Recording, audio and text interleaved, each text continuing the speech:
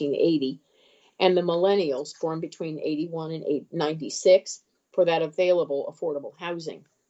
Now, a recent study on housing that was completed by Harvard's Joint Center for Housing Studies attributes high land prices, regulatory constraints, that's a biggie, and an increase in labor expenses, as well as finding good quality labor who can do the job. They all contribute to the challenge of meeting the needs of more and better housing.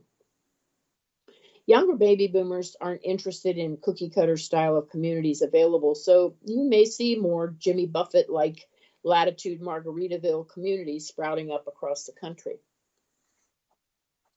There's also a new market emerging in the build to rent arena. This is an interesting concept.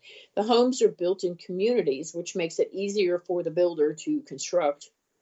Property management is simplified and costs less over time. Toll Brothers is getting in on this fast-growing market.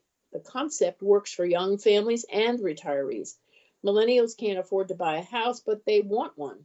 But they're not interested in garden-style apartments or high-rise condos. So renting a home makes good sense in a community where it's well maintained. Lennar has constructed a build-to-rent community in Nevada and plans to expand the concept to other warm climate areas. Landlords like the idea because rents for single-family homes are growing at over 4% annually now and much higher in certain areas. The rental market is not as volatile as new home sales. The floor plans are simple. There's no elevators to maintain, tennis courts or swimming pools. Young and old like the idea of renting a home even though they don't own it and being in a community. Retirees are tired of maintaining a home, and renting one is a welcome alternative. For those renters on the lower income end, government assistance is needed to improve accessibility for these tenants. Now, there are community development block grants that assist low-income older adults and landlords with modifications, and Medicaid waivers are available, but for the relatively few households with long-term care insurance, some policies will pay for accessibility features like ramps or grab bars, but Medicare needs to be expanded to provide support for this group.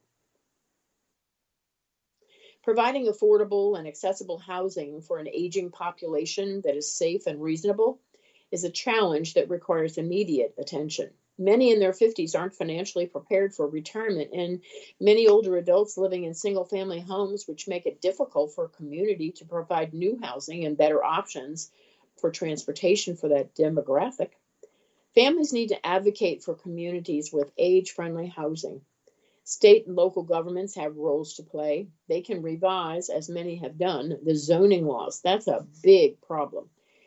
That needs to be done to allow for granny pods or other accessory dwelling units, which allow an aging parent to live on the property in their own space with monitoring capabilities for medical and fall protection.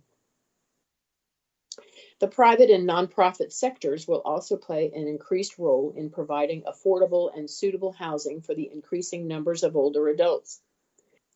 With the situation the way it is and continuing to worsen, federal assistance will need to be increased to deal with the coming tsunami wave of older adults. When boomers spend down their meager retirement savings, they'll have to move into subsidized housing. Where's that going to be?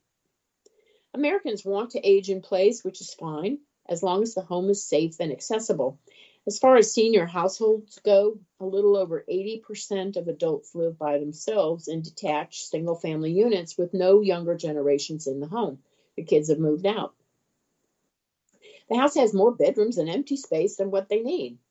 Their current home probably needs updating. It's older. Things are older and haven't been updated, like electrical and plumbing. And it was fine when the kids were young and they could handle the stairs and the upkeep. But when the children are grown and gone, that 4-bedroom colonial on a large lot often becomes too much to deal with. I see a lot of deferred maintenance in houses that I sell where the owner is the original owner and has been there for a very long time. Because of multiple stairways, older adults don't go down the basement, and issues like water seepage and mold can become a problem if they're left unchecked. A low percentage of existing homes have universal design features that help someone age in place, but those are fewer than there should be. The bulk of the living area should be on one level. Hallways and doorways should be wide enough to accommodate a wheelchair easily. The electrical outlets should be rocker or toggle switches. Doors should have lever handles for ease in opening and closing. Faucet handles should be easy to turn on or off. Curbless showers are important to remodel, as the installation of a bidet-style toilet that's raised up for easier access.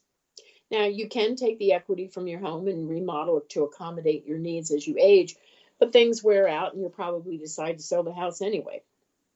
And if you've taken out cash to remodel, you will have inadvertently lowered the value of your home if you reduce the number of bedrooms by creating a large bathroom out of one of the smaller bedrooms. Today's families looking for houses in your neighborhood are similar to what your family has when you first started out. They have young children. They need the extra bedrooms and space. And many homeowners don't want to spend the money to make improvements. Their thought is, well, I've lived there a long time. The cost is too high. I don't want to spend $2,500 for a ramp. I don't want a chairlift that can cost thousands of dollars, depending on how my stairs are. A home elevator can be $20,000, more than $60,000, depending on whether there's space to accommodate the shaft. An efficient plan to improve the safety of the entire home can easily run $50,000 to $100,000. But when you add up the cost of assisted living care, the cost to age in place is low in comparison, and it's an easier decision to make. The decision to move involves researching where to live, how to get there with the least amount of stress. Affording the new home will also depend on how much a boomer gets for their current home, minus moving expenses and the cost to sell. Many boomers prefer and should rent in a new area first to try it out. So they may rent a storage space while they decide. There's a real lack of inventory for rent across the country that has comfortable and safe accommodations with few steps. Many active adult communities restrict the ability to rent for any length of time, but there are communities springing up around the country that are rentals geared for an older population. And that's a good thing, as long as it's in an area that's accessible to shopping, hospitals, grocery, and other necessities of life that seniors want and expect. So what's the answer? Sounds pretty bad, but America does have a serious housing shortage on its hands. To keep up with housing needs, builders need to construct 1.5 million new homes every year. Millennials, as I said, are entering the home buying market now in greater numbers, and retirees will be competing with them for the smaller starter homes. Because of the shortage of available housing, prices have increased, and that puts the dream of home ownership out of the range of many. Builders are jumping into the lower-priced housing market, but there's not as much incentive to build in that price point because their profit isn't as much. And it takes many months of assembling the land, going through the development process, and then marketing to the public. Every year, the number of households grows in the U.S. by more than 1 million. Housing starts don't come close to meeting that need. So senior living providers and designers and builders must understand the needs of the growing middle-class baby boomer, but also create housing options that solve the problems they will face. An increase in the use of technology will help. And I'm going to talk about other options that are available for you. But innovation takes time due to land acquisition, planning, design, permits. There's no way to slow down the aging process, so the alternative is speed up the solution process. Discussion of the problem is important, but actions speak louder than words. Society is dealing with children who were raised by parents whose answer to rebellious behavior was because I said so, and baby boomers have been rebellious throughout their life. So I'm going to be talking about condominiums, active adult communities, master plan communities, multi-generational living, and many other housing options that you may want to consider. And that's what I'm going to be talking about. So stay with me and listen in for the next segment. And thanks for joining me today. If you want to reach me, the best way to do it is move or improve with Debbie, DEBBIE, @gmail.com.